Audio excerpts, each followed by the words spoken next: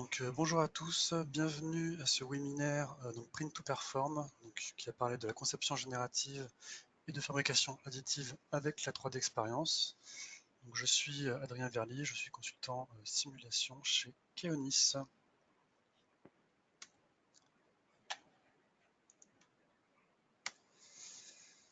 Pour petit rappel, nous avons des webinaires 2 fois par mois, généralement les mardis de 11h30 à midi, qui vous présentent les produits de simulation, de design et de système engineering que nous distribuons. Si vous avez des idées de webinaires, vous pouvez écrire à l'adresse marketing.france@keonis.com. Également, vous pouvez retrouver sur notre site internet www.keonis.com simulation des informations sur la simulation.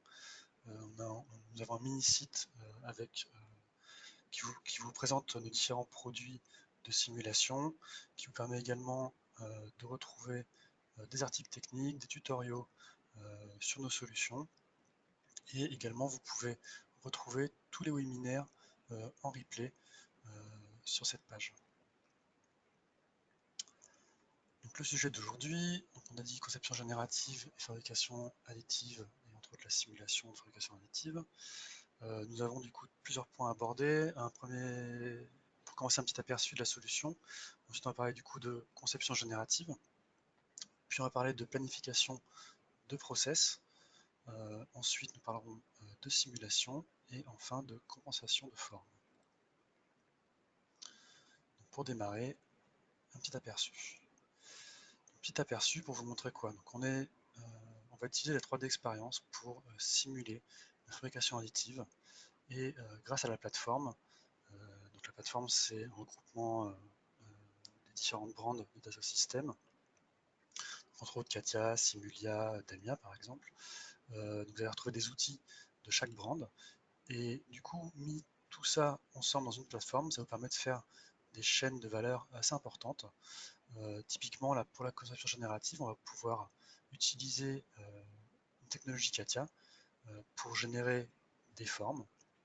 On va pouvoir ensuite planifier la fabrication de cette pièce avec des outils Delmia, puis simuler l'impression avec des technologies Simulia, et pour finir, compenser les formes avec également du Katia.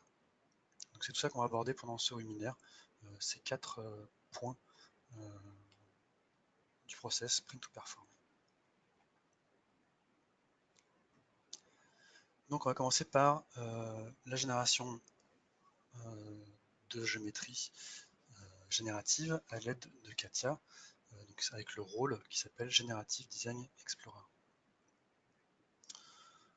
Donc comme je disais, c'est un rôle 3D expérience pour les concepteurs, qui s'appelle GDE, qui va vous permettre d'explorer, de générer des formes légères avec des spécifications typiquement par exemple de masse ou de fréquence propre, tout en maximisant la raideur, et qui va pouvoir générer des formes pour différents process de fabrication.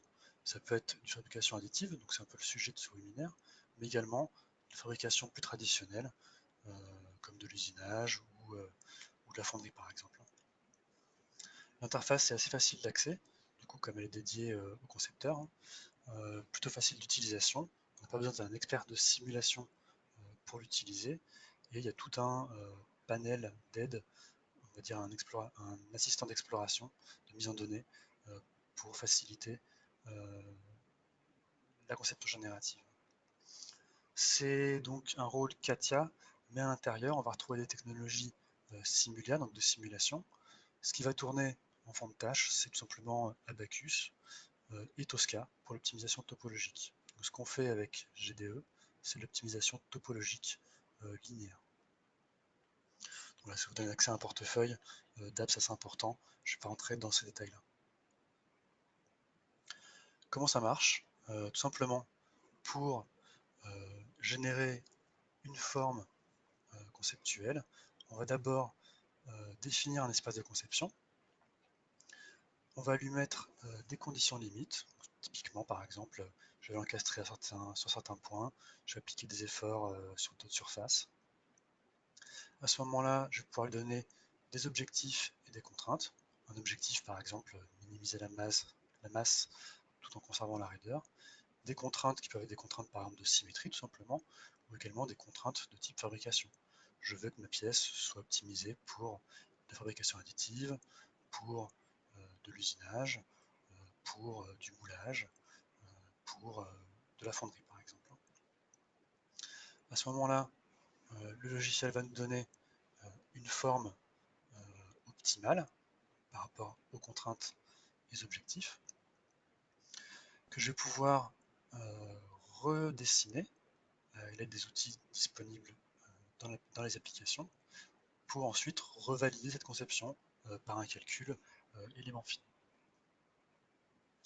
Ce qui nous permet ensuite, une fois que j'ai fait ça sur plusieurs concepts, je vais pouvoir venir sélectionner le meilleur concept et à l'aide de KPIs, je vais pouvoir décider quelle est la meilleure solution pour moi. Donc ça peut être des KPIs par exemple, un peu ce qu'on veut, hein, de la masse, de la résistance, des prix tout simplement en fonction du process derrière. Voilà, pour vous dire que cette application-là, elle n'est pas dédiée qu'à la fabrication additive, mais à tout type de fabrication. Vous avez vu la petite vidéo sur le côté, on voit bien du coup tout ça. La deuxième application, deuxième rôle, c'est un rôle d'ELMIA, donc Additive Manufacturing Engineer, qui va être un rôle de planification du process, donc ici pour la fabrication additive. Donc ce rôle, il va vous permettre de définir différentes choses. Donc ça va être de définir l'environnement de fabrication. Donc ça peut être la machine, le plateau d'impression. Il va nous permettre de générer, d'optimiser les positions des objets sur ce plateau de fabrication. Également de générer tout ce qui va être les supports, et également de les optimiser. Une fois que j'aurai fait ça, je vais pouvoir venir définir, générer et visualiser les chemins de lasage par exemple, hein, les chemins de lasage de découpe. Bon, je vais avoir des process automatiques, je vais pouvoir utiliser des choses que j'ai déjà faites.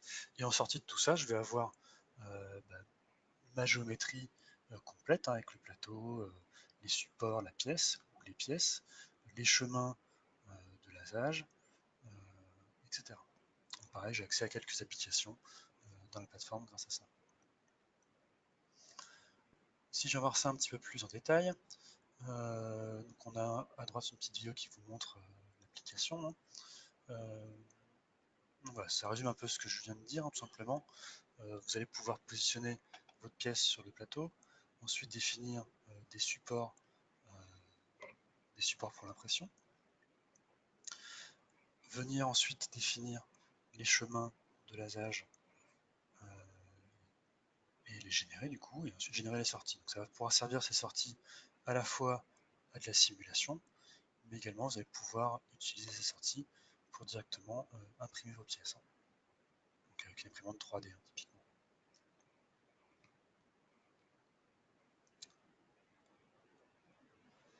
La troisième application, donc c'est la partie simulation. Je vais m'attarder un petit peu plus dessus, puisque je suis un peu plus expert dans ce domaine-là. Donc il y a un rôle qui s'appelle Additive Manufacturing Researcher, rechercheur de la bande Simulia, pour faire cela. Donc, le but c'est vraiment de simuler l'impression 3D de manière virtuelle.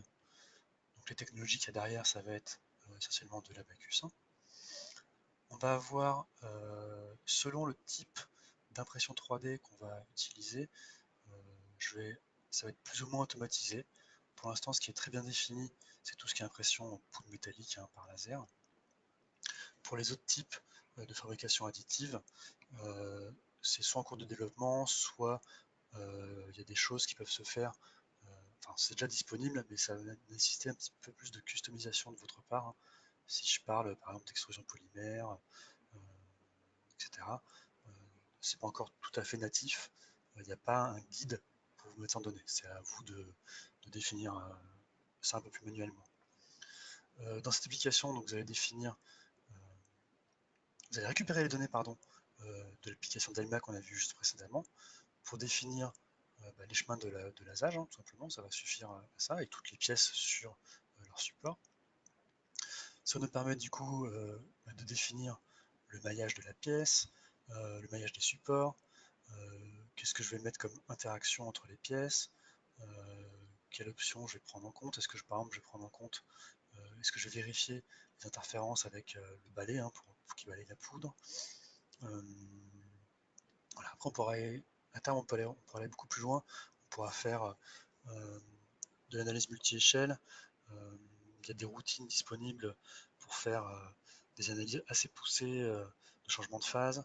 Voilà. Ce qu'on fait ici, en fait, au final, c'est des calculs thermomécaniques derrière.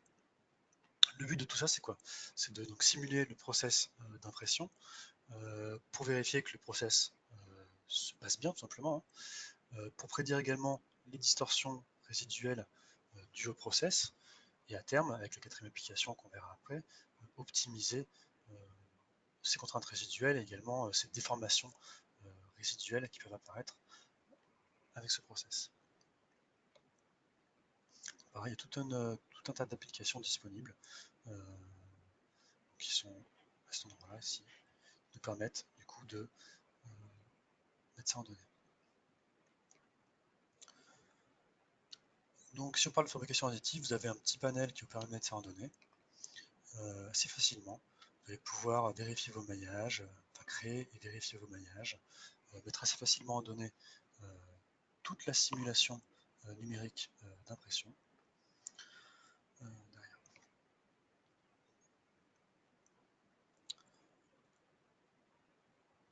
vais un petit peu vite dans mes slides, je reviens en arrière. Donc, nous allons avoir, qu'est-ce qu'il y a derrière tout ça en fait? Donc c'est des analyses thermomécaniques qui sont faites, c'est des analyses en couplage faible. Hein.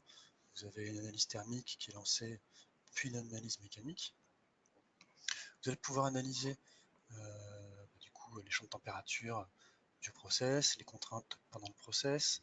Vous allez pouvoir analyser également tout ce qui est interaction avec le balai qui balaye la poudre. Si vous voulez aller plus loin, vous allez pouvoir faire de l'analyse de fissures, vous allez pouvoir utiliser les technologies qui sont disponibles dans Abaqus derrière, donc via la plateforme, comme par exemple la propagation de fissures XFEM. En termes de sources de chaleur, vous allez pouvoir simuler plusieurs sources de chaleur en même temps. Vous allez pouvoir simuler de la réparation de pièces, vous allez pouvoir donc simuler l'impression des structures lattices, vous allez pouvoir voir pendant la simulation si par exemple vos supports sont trop fins, c'est possible qu'ils viennent flamber pendant l'impression, se déformer sous compression. Et du coup, vous allez pouvoir analyser si l'application et les données que vous avez rentrées pour la fabrication sont correctes. En termes de maillage, alors, il y a plusieurs technologies disponibles. Soit vous voulez faire quelque chose de très précis, vous allez pouvoir mailler votre pièce avec des maillages conformes, par exemple des tétraèdres derrière. Mais il existe également dans la plateforme des technologies qu'on appelle voxel, qui permettent entre guillemets de simplifier le maillage. Ça va être un maillage uniquement hexaédrique, c'est l'image du centre ici, très régulier, donc qui ne prend pas en compte évidemment correctement toutes les courbures du modèle, mais qui va vous permettre d'avoir un premier jet, une première estimation de la qualité de l'impression derrière. En termes pareil de technologie thermomécanique, soit vous allez faire un vrai calcul thermique puis un calcul mécanique, soit également des techniques qui existent pour approximer la solution thermique et du coup ne faire qu'un calcul mécanique. Le but de tout ça, c'est de récupérer des contraintes résiduelles. Et donc soit vous en restez là, soit vous allez pouvoir ensuite venir utiliser ces contraintes résiduelles, les interpoler, les mapper sur des nouveaux maillages pour faire des calculs mécaniques, autres, calculs de validation de structure, etc.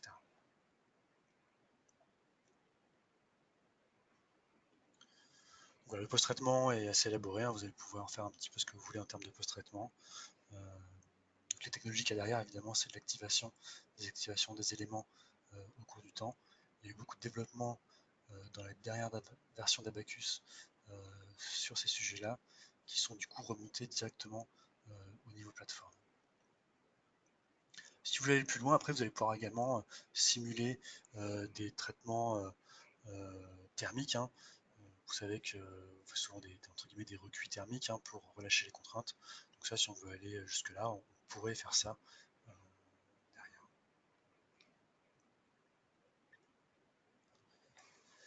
La dernière application que nous allons voir, c'est une application CATIA qui s'appelle Reverse Shape Optimizer, qui vous permet du coup de compenser les déformations dues au process de fabrication. Donc c'est une application CATIA, comme je disais. C'est une application qui fonctionne comment? En fait, vous allez importer, ça marche. Ça peut marcher avec directement des fichiers texte. Hein. Par exemple, vous avez des scans 3D, vous importez les points de scan et vous venez modifier la géométrie CATIA en fonction de ces scans. Mais c'est également compatible avec tout ce qui est simulation. Vous allez pouvoir importer des déformés de simulation et venir compenser vos pièces pour tout simplement soit les modifier pour qu'elles soient dans leur position, dans leur configuration, dans leur déformé, dans leur géométrie réelle. Soit vous allez pouvoir par exemple mettre une compensation négative pour essayer tout simplement d'imprimer de la manière correcte. Alors, comment ça va se passer ça? Typiquement, le process complet du coup que permet ces 4 applications, ça va être quoi? Ça va être du coup de faire une première simulation d'impression 3D. On va récupérer des déformés, des contraintes résiduelles. On va venir compenser ces déformés avec l'application Reverse Shape Optimizer, avec le rôle Reverse Shape Optimizer. Ensuite, ce qu'on va pouvoir faire, c'est resimuler cette nouvelle pièce pour le but étant quoi? Étant tout simplement de minimiser les déformés résiduels pour avoir une pièce qui est le plus proche de ce qu'on a tout simplement dessiné. Donc c'est un peu ça l'aboutissement de cette application-là. Voilà, c'est les 4 rôles que je voulais présenter. Donc c'est quelque chose de... J'ai fait une présentation très rapide, hein, une petite vingtaine de minutes dessus. Si vous voulez plus d'informations, évidemment, vous pouvez nous contacter. Mais vous pouvez également aller sur les sites de système. Donc, il y a une nouvelle page qui a été modifiée très récemment, qui s'appelle pareil Print to Perform. Hein, donc vous tapez dans Google Print to Perform, vous allez vite la retrouver, qui est dédiée à ces 4 applications. Et également, si vous voulez des informations beaucoup plus techniques sur ce qui est fait dans ces applications-là, je vous invite à aller pareil sur le site de Data System, sur la partie e-séminaire, et en replay, vous avez tout un tas de webinaires qui existent. Donc, par exemple, justement, le Print to Perform, vous avez une série qui est en cours de webinaires très techniques sur plutôt la simulation. Donc on en a par exemple tout ce qui est propagation de fissures avec XFEM, pendant l'impression, on va voir les différentes technologies thermomécaniques qui existent. Il y en a eu très récemment, là, le 6 novembre, sur tout ce qui est prédiction du comportement microstructure. Et il y en a un à venir, là, le 10 décembre, sur tout ce qui est prédiction également de la fatigue au cours de l'impression 3D. Du coup, les contraintes résiduelles induites par le process vont faire que votre durée de vie de la pièce peut être modifiée derrière. Donc, ce que je vous invite à faire, c'est de poser des petites questions dans l'outil qui est dédié normalement GoToWebinar, là vous avez un petit onglet questions. Je vous invite à poser des petites questions dessus. Pendant ce temps, je vais vous présenter le webinaire qui va arriver donc, dans 15 jours. Donc, il y a un webinaire sur Abaqus et Xflow. Donc, comment combiner les forces de ces deux logiciels pour réaliser des simulations réalistes, fluides structure. L'avantage de ces couplages, c'est donc Xflow, c'est une méthode par Lattice-Boltzmann qui ne nécessite pas un maillage comme les éléments finis. Et du coup, vous allez pouvoir analyser et faire des simulations fluide structure avec des grandes déformations sans trop de problèmes. Normalement, vous devrez recevoir des mails très prochainement pour vous inscrire à ce webinaire et également vous pouvez retrouver ça sur notre site internet. Ah oui, alors il y a un petit défaut sur la date, c'est pas le mardi 23 avril, donc c'est dans 15 jours. Donc c'est le mardi, je sais plus en tête, mais c'est dans 15 jours. Alors j'ai quelques questions qui sont en train d'apparaître sur le petit côté. Alors, quel matériau peut-on modéliser? Des métaux, des plastiques? Pour l'instant, ça va dépendre de ce que vous faites. Donc, ce que je disais tout à l'heure, pour tout ce qui est fabrication par lasage, donc c'est surtout laser. Donc les métaux, c'est plutôt bien en place. Pour tout ce qui est plastique, on peut faire des choses, mais il n'y a pas par exemple de simulation complète avec Delmia aussi du process. Par exemple, des process où je vais venir déposer des fils de plastique derrière, tout simplement. J'ai une seconde question pour la reconstruction géométrique suite dans GDE. Donc c'est vrai que les outils traditionnels comme Tosca, les outils Legacy, nous généraient des formats type STL ou IGES ou STEP, mais qui étaient des formats, enfin des géométries qui étaient très brouillées entre guillemets, c'était très facettisé, il y avait des triangles un peu partout. Donc dans GDE, il y a des applications CATIA dédiées à la reconstruction géométrique, euh, plutôt faciles à mettre en place, qui vont permettre de générer une géométrie CATIA native, propre, tout simplement. La date du webinaire, c'est le 3 décembre. Je viens de regarder du coup sur l'agenda. Voilà. Est-ce que vous avez d'autres questions du coup?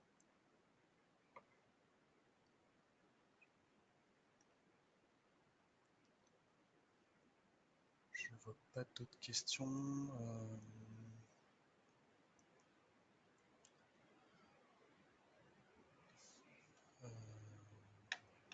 Que vous dire de plus sur ce sujet-là? C'est vrai que la force est vraiment dans la plateforme, dans le sens où je vais pouvoir coupler vraiment 4 rôles. Et ça serait beaucoup plus complexe à faire, tout simplement sans la plateforme. Il faudrait jongler entre des fichiers à différents formats, et entre différents outils. Là, j'ai qu'une seule interface, une seule source de données. Je ne peux pas me tromper dans ce que je fais. Donc c'est très robuste. Prochaine question sur les matériaux. Est-ce qu'il y a des bibliothèques matériaux standards fournies? Donc non, il n'y a pas de bibliothèque standard fournie. Ça va être à vous de rentrer vos propres lois matériaux. Si vous voulez faire les lois les plus simples qu'on puisse utiliser, évidemment, c'est l'élasticité. Après, vous allez pouvoir rentrer des lois élastoplastiques qui dépendent de la température, par exemple. Et si vous voulez aller plus loin, vous pourrez également utiliser des routines, par exemple pour faire du changement de phase. Euh, Derrière, il faudra peut-être un petit peu coder en Fortran. Il y a des choses déjà disponibles qu'on peut vous fournir, mais il n'y a rien de précalibré dans le logiciel exactement. Les analyses pour le type de chargement, alors je pense que c'est plutôt pour GDE, pour la partie optimisation topologique. Optimisation topologique, ça va être plutôt des analyses linéaires, tout simplement, donc plutôt des calculs statiques ou fréquentiels. C'est deux types d'analyses qu'on peut faire. Pour l'analyse d'impression, c'est uniquement des analyses de type thermomécanique, hein, derrière. Après, si vous voulez faire des analyses plus poussées sur vos pièces, il faudra utiliser les rôles de simulation de la plateforme pour prendre en compte par exemple les contraintes résiduelles sur des calculs de validation de structure. Il faudra utiliser les rôles adaptés.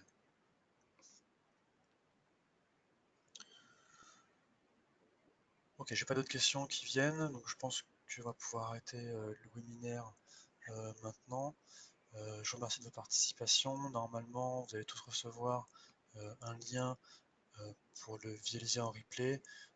N'hésitez pas à nous contacter pour du coup si vous avez plus de questions tout simplement.